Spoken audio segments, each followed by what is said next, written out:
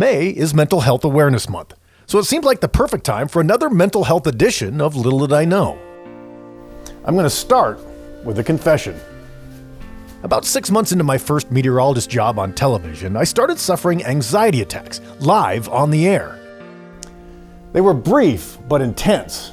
Now, luckily, I was able to put my hand against the wall to maintain my balance until the worst was over.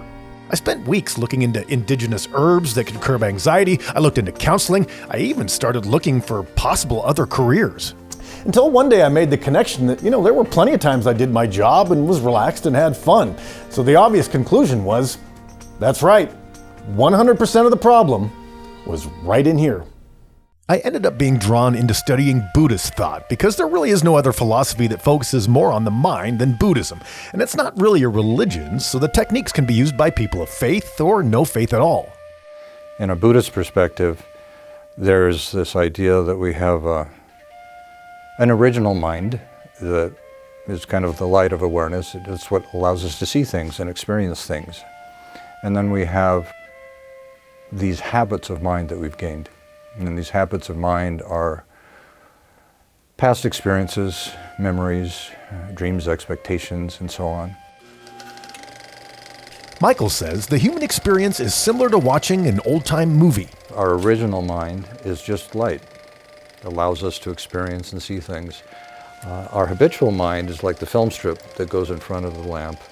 And then the movie is the world that we see based on those filters of perception. So the idea is that if we know that the light of our awareness is filtered by the thoughts that we have and projects itself onto the screen of life, and we're having a difficult time, that maybe we might want to look at those filters through which we're seeing the experience.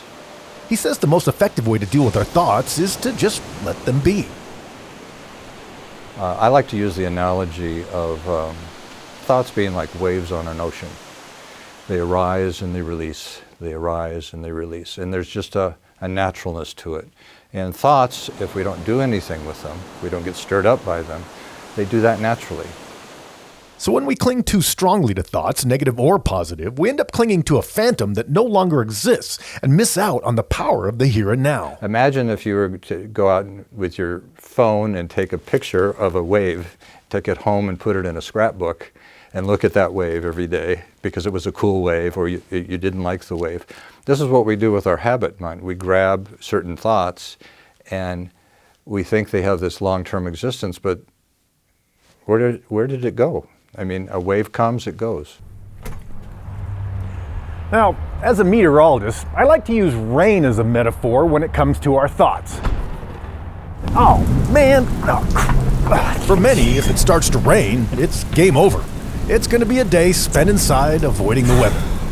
But then we all know that one person who, when it rains, grabs a jacket and has the time of their lives.